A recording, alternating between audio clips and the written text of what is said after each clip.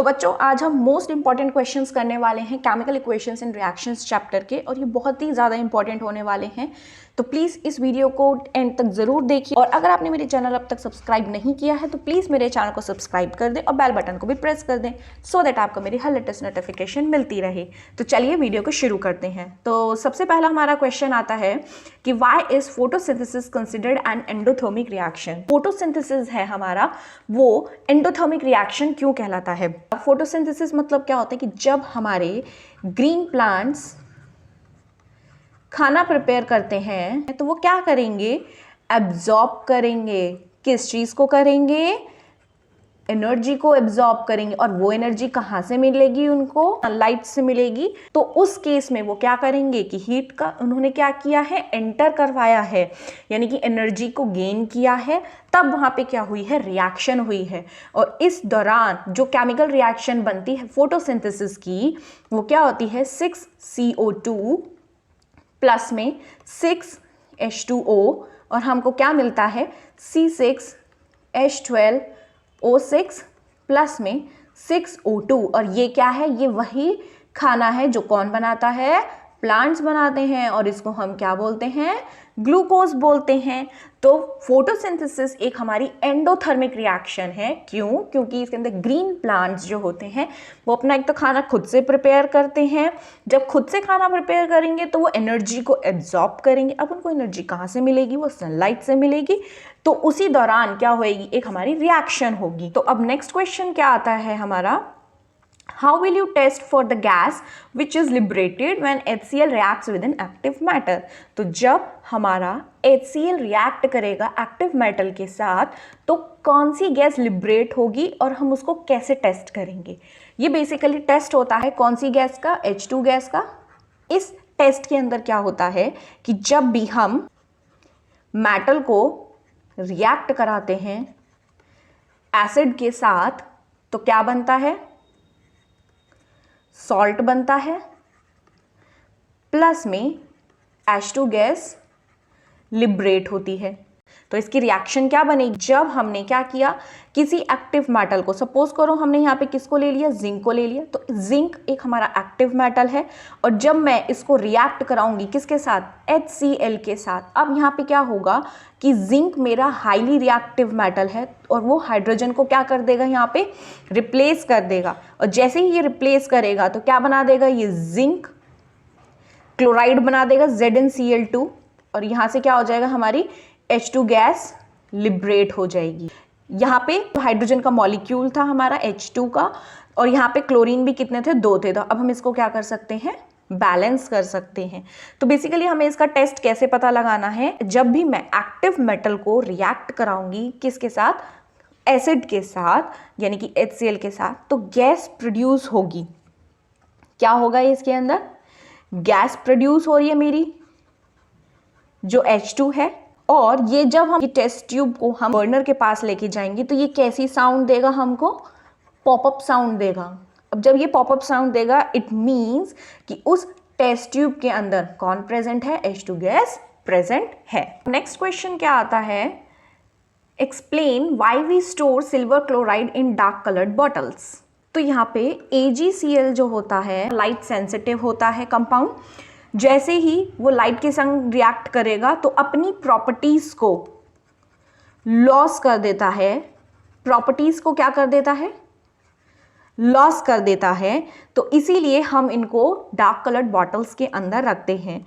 इसकी रिएक्शन क्या हो सकती है, तो ट्वाइस ऑफ AgCl जब ये सनलाइट की प्रेजेंस में आएगा तो ये डीकम्पोज हो जाएगा, ब्रेक डाउन हो जाएगा, सिल्वर में अलग और क्लोरीन में अलग। तो इसीलिए हम इनको डार्क कलर्ड बॉटल्स के अंदर रखते हैं।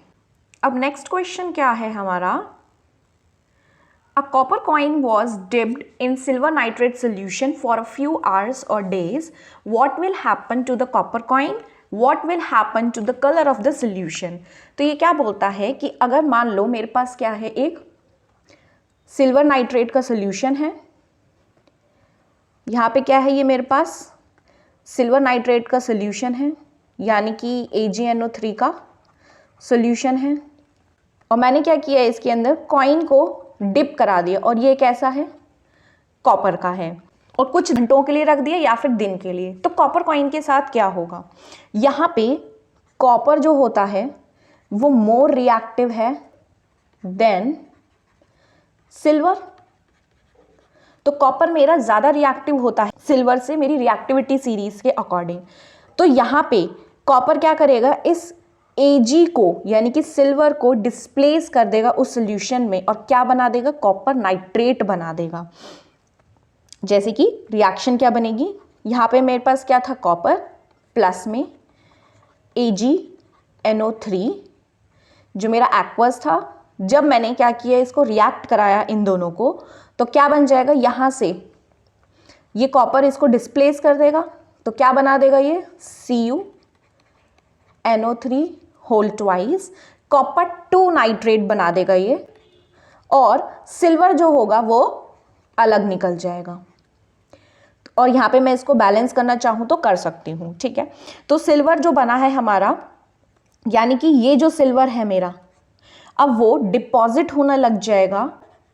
तो यानी कि कॉपर का जो सरफेस था उस पे ये डिपॉजिट होने लग जाएगा, तो कॉपर पे ये क्या होने लगेगा, डिपॉजिट होने लगेगा। तो उस वजह से कैसा उसका वो आ जाएगा, वाइट शाइनिंग अपीयरेंस हो जाएगा। और अब आगे क्या पूछा इन्होंने कि what will happen to the colour of the solution, और सोल्यूशन जो है मेरा वो किस कलर का हो जाएगा, ब्लू हो जाएगा due to the formation of copper nitrate. तो यानी कि सोल्यूशन मेरा अब किस कलर का हो जाएगा, ब्लू कलर का हो जाएगा। तो बेसिकली इस क्वेश्चन के अंदर क्या था कि मेरे पास एक सिल्वर नाइट्रेट का क्या था, सोल्यूशन था, जिसके अंदर मैंने कॉपर कॉइन को डिप्ड कराया था। तो यहाँ पे मेरा कॉपर ज़्यादा रिएक्टिव होता है सिल्वर से, तो कॉपर क्या करेगा, Ag को डिस्प्लेस कर देगा रिएक्टिव रिएक्टिविटी सीरीज के अकॉर्डिंग। तो यहाँ पे कॉपर 2 नाइट्रेट बना देगा और ये सिल्वर जो होगा वो डिपॉजिट होने लग जाएगा on the surface of the copper, और जिसकी वजह से उसका वाइट शाइनिंग सरफेस हो जाएगा और सोल्यूशन का कलर मेरा ब्लू हो जाएगा due to the formation of the copper nitrate. Now the next question is when potassium iodide is added to lead 2 nitrate in a test tube, a precipitate is formed. What is the color of the precipitate and name the compound precipitated? तो ये क्या बोलता है कि जब मेरा potassium iodide Ki react करेगा किसके साथ, लेड 2 नाइट्रेट के साथ, तो यानी कि PbNO3 होल ट्वाइस के साथ, तो जब ये रिएक्ट करेंगे तो ये क्या बना देगा, मेरा एक प्रेसिपिटेट बनाएगा। अब मुझे उस प्रेसिपिटेट को भी पहचानना है और वो कंपाउंड बनाना है मुझे बेसिकली। तो यहाँ पे क्या होगा, पोटेशियम जो है वो इसको डिस्प्लेस कर देगा और इसकी पोजीशन ले लेगा Pb की। तो यहाँ पे क्या बन जाएगा, KNO3 बन जाएगा प्लस में PbI बन जाएगा, राइट। अब मैं इसको बैलेंस करना चाहूँ तो यहाँ बैलेंस कर सकती हूँ, यहाँ 2 लगा सकती हूँ और यहाँ पे भी 2 लगा सकती हूँ, तो ये बैलेंस हो जाएगी। अब हमसे पहले क्या पूछा है कि ये जो प्रेसिपिटेट बना, अब यहाँ पे प्रेसिपिटेट कौन बना है, ये लेड आयोडाइड बना है, PbI2 सॉरी। तो लेड आयोडाइड जो बना है और इसका कलर कौन सा होगा, येलो कलर का होगा। कंपाउंड का नेम पूछा है तो क्या हो जाएगा, लेड आयोडाइड हो जाएगा। नेक्स्ट में क्या पूछा है हमसे, right the balanced chemical equations for this reaction, तो ये बैलेंस्ड केमिकल इक्वेशन हो जाएगी। अब आगे क्या पूछते हैं, थर्ड पार्ट में list the 2 types of the reaction in which this reaction can be placed. तो 2 कौन सी रिएक्शंस हो रही हैं, तो अब यहाँ पे 2 रिएक्शंस हो, तो 2 रिएक्शंस कौन कौन सी हैं, एक तो है डबल डिस्प्लेसमेंट रिएक्शन और PPT बन रही है यहाँ पे, तो इसीलिए कौन सी रिएक्शन हो जाएगी, ये प्रेसिपिटेशन रिएक्शन। ये मैंने अपनी प्रीवियस वीडियोस में भी बताया हुआ है, अगर आपको वहाँ से समझना है अच्छे से तो आप वहाँ से समझ सकते हैं। तो यहाँ पे मेरी 2 रिएक्शंस हो रही हैं, double displacement and precipitation reaction. Now the next question is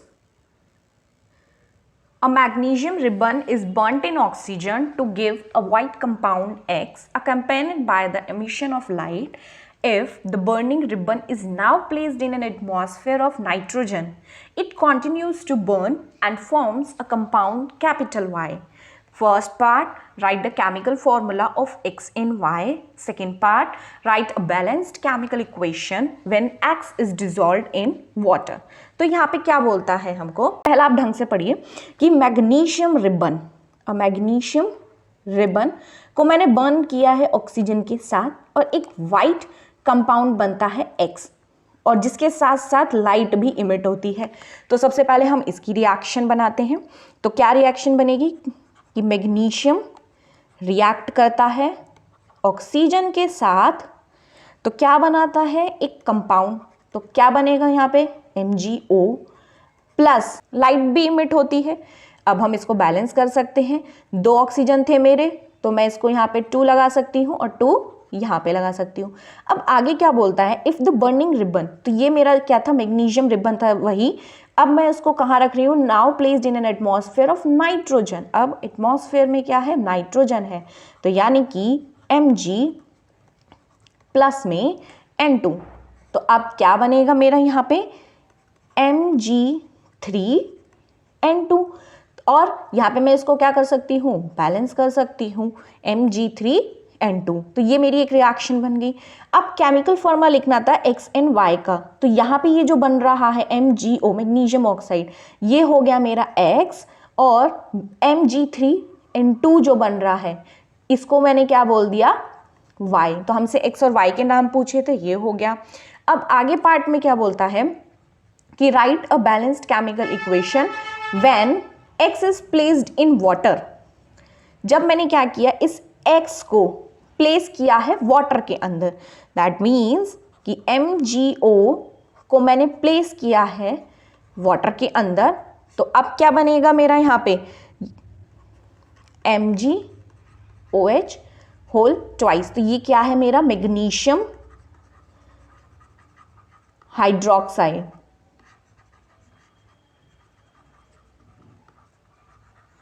right. Simple था ये क्वेश्चन। तो बस पहले मैग्नीशियम को रिएक्ट कराया हमने ऑक्सीजन के साथ, तो मैग्नीशियम ऑक्साइड बना दिया उसने। फिर उसी मैग्नीशियम रिबन को हमने नाइट्रोजन के साथ किया तो उसने Mg3N2 बना दिया। तो जो मेरा MgO था X था कंपाउंड और Mg3N2 जो बना वो मेरा Y कंपाउंड। अब इन्होंने क्या बोला कि जो X कंपाउंड था उसको मैंने वाटर के साथ रिएक्ट किया, जैसे वाटर के संग रिएक्ट करा दिया तो क्या बन जाएगा, मेरा मैग्नीशियम हाइड्रोक्साइड बन जाएगा। Now the next question is, a silver article generally turns black when kept in the open for a few days. The article when rubbed with toothpaste again starts shining. First part, why do silver articles turn black when kept in the open for a few days? Name the phenomena involved. Second part, name the black substance formed and give its chemical formula. तो यानी कि क्या बोलता है ये, जो हमारे जो सिल्वर आर्टिकल्स होते हैं वो मोस्टली कैसे हो जाते हैं, ब्लैक हो जाते हैं जब उनको हम खुला ऐसे ही छोड़ देते हैं open for a few days के लिए। तो जैसे ही हम आर्टिकल्स को हम टूथपेस्ट वगैरह से रब करते हैं तो उनकी शाइनिंग फिर से आ जाती है। तो सिल्वर आर्टिकल्स काले क्यों पड़ जाते हैं जब हम उनको फ्यू डेज के लिए ओपन कर देते हैं। अब यहाँ पे बात आती है, जैसे हमारे जो मेटल्स होते हैं लाइक सिल्वर, जब वो अटैक करते हैं सब्सटेंसेस के साथ, और उन सब्सटेंसेस कौन से, जो आसपास सब्सटेंसेस होते हैं, जैसे कि मॉइस्चर भी होता है हमारे एनवायरनमेंट में, एसिड भी प्रेजेंट होता है, कुछ गैसेस भी होती हैं, एटसेट्रा, बहुत सारी चीज़ें होती हैं, और जिस वजह से ये सिल्वर पे जाके अटैक कर जाती हैं। और जब ये अटैक करेंगी तो हमारे सिल्वर सब्सटेंसेस कैसे हो जाएंगे, कोरोड हो जाएंगे, और उस फिनोमिना को हम क्या बोलते हैं, कोरोजन बोलते हैं। हमसे यही पूछा गया था। और आगे क्या बोलता है कि जो ब्लैक सब्सटेंस जो बन रहा है उसका नाम क्या है और केमिकल फॉर्मूला क्या होगा। तो ब्लैक सब्सटेंस जो हो रहा है हमारा यहाँ पे वो कौन है, सिल्वर है। तो यानी कि जब सिल्वर रिएक्ट करता है हाइड्रोजन सल्फाइड के साथ, हाइड्रोजन सल्फाइड क्या है यहाँ पे, हमारी गैस है, जब ये रिएक्ट करेगा तो क्या बना देगा, सिल्वर सल्फाइड बना देता है और H2 गैस रिलीज हो जाती है। ये क्या बन जाता है, सिल्वर सल्फाइड। और ये किस कलर का हो जाता है, ये वही आर्टिकल होता है जो ब्लैक कलर की एक पतली सी लेयर बना देता है, कोटिंग बना देता है थिन कोटिंग बन जाती है उस आर्टिकल पे। ये हमारा जो है वो NCERT एग्जाम्पलर क्वेश्चन है, तो ये इंपॉर्टेंट है। Now the next question is, a small amount of quicklime is added to water in a beaker. Name and define the type of reaction that has taken place. Write the balanced chemical equation for the above reaction and the chemical name of the product formed. List the two main observations of this reaction. तो यहाँ पे जो हमारी reaction हो रही है वो है कॉम्बिनेशन रिएक्शन। कॉम्बिनेशन रिएक्शन क्या बोलती है? जिसमें हम क्या करते हैं, दो या दो से ज़्यादा रिएक्टेंट्स को रिएक्ट करवाते हैं या कंबाइन करवाते हैं और एक क्या बना देते हैं, वो सिंगल प्रोडक्ट बना देते हैं, सिंगल प्रोडक्ट बना देते हैं और उस रिएक्शन को हम कॉम्बिनेशन रिएक्शन बोलते हैं। हमें बैलेंस्ड केमिकल इक्वेशन लिखनी है इस रिएक्शन के लिए, तो क्या बनेगी? क्विकलाइम का फॉर्मूला होता है CaO, जिसको मैं कैल्शियम ऑक्साइड भी बोलती हूँ, प्लस किसके संग रिएक्ट करेगा? वाटर के साथ। तो जैसे ये रिएक्ट करेंगे तो क्या बना देगा? CaOH होल ट्वाइस, जिसको मैंने क्या बोला? Calcium hydroxide. और ये जो होती है इसको मैं क्या बोलती हूँ? स्लेक्ड लाइम भी बोलते हैं हम। और प्लस में हीट इवॉल्व होती है। अब आगे दो ऑब्जर्वेशंस लिखनी है हमें इसकी कि क्या होंगी। तो दो ऑब्जर्वेशंस क्या होंगी कि कैल्शियम ऑक्साइड जो होगा वो विगरसली रिएक्ट करेगा वाटर के साथ और क्या बना देगा? स्लेक्ड लाइम बना देगा। और कंटेनर जो होगा हमारा वो कैसा हो जाएगा? बहुत ही हॉट हो जाएगा, क्योंकि इसके अंदर क्या होगा?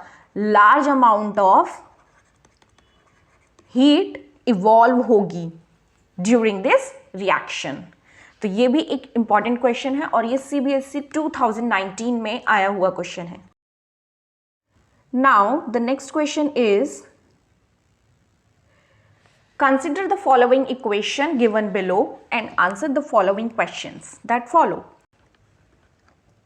CuO plus gives Cu plus H2O. तो हमें यहाँ पे क्या पूछता है? Name the substance which is getting oxidized. Oxidized मतलब क्या होता है?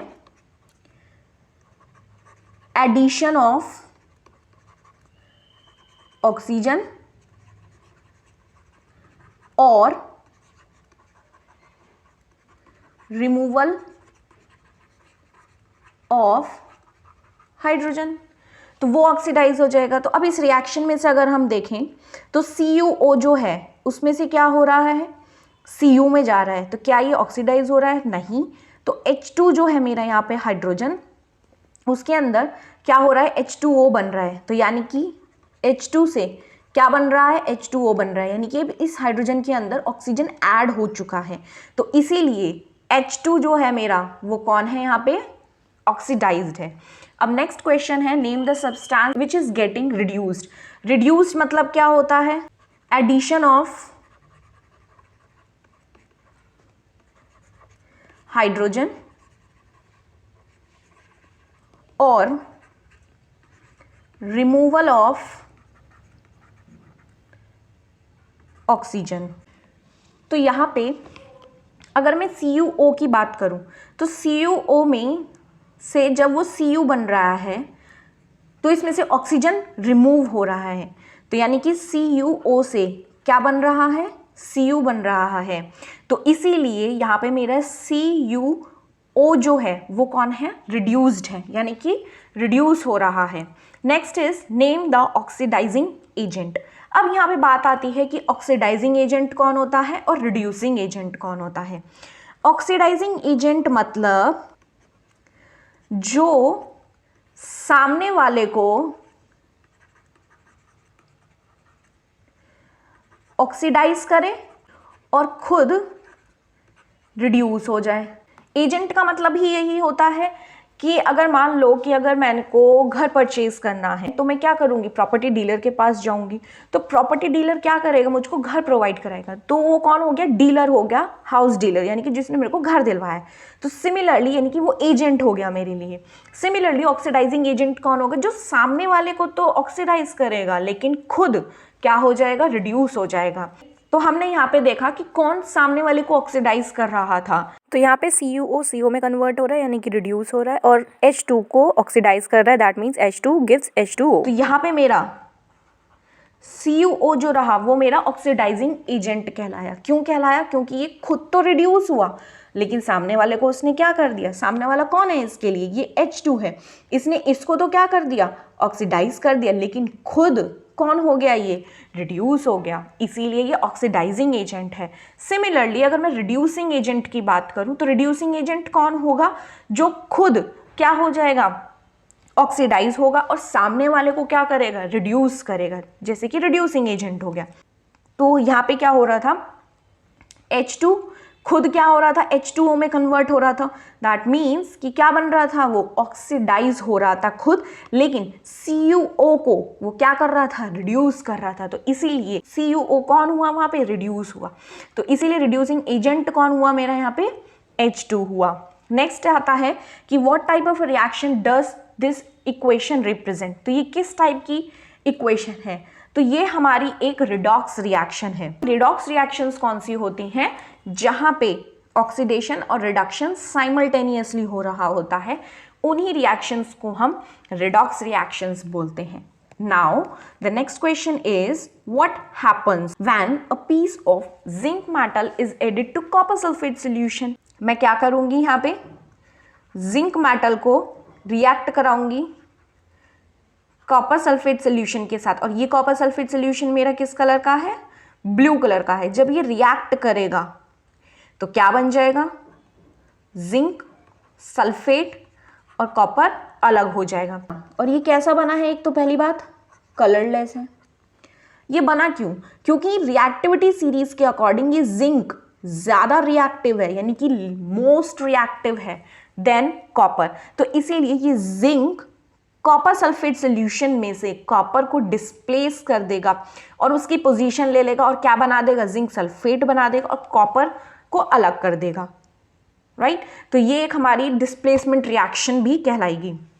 नेक्स्ट क्या बोलता है कि अगर मेरे पास एल्यूमिनियम है, एल्यूमिनियम मेटल है, जब मैंने उसको ऐड किया डाइल्यूट हाइड्रोक्लोरिक एसिड के साथ, तो क्या होगा, ये रिएक्शन अभी हमने पहले भी पढ़ी कि जब मैं मेटल को रिएक्ट कराती हूँ HCl के साथ तो एक मेरा सॉल्ट बनता है और H2 गैस लिबरेट होती है। तो यहाँ पे क्या बन जाएगा, एल्यूमिनियम क्लोराइड। वही सेम बात कि एल्यूमिनियम हाईली रिएक्टिव है हाइड्रोजन से, तो उसको डिस्प्लेस कर देगा, एल्यूमिनियम क्लोराइड बना देगा और H2 अलग निकल जाएगी मेरी गैस जो है।